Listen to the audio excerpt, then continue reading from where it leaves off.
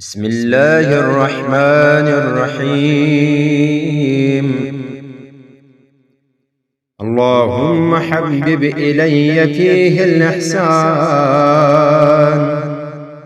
وكره إلي فيه الفسوق والعصيان، وحرم علي فيه السخط والنيران، بعونك يا غياث المستغيثين، برحمتك يا أرحم الراحمين. اللهم صل وسلم وزد وبارك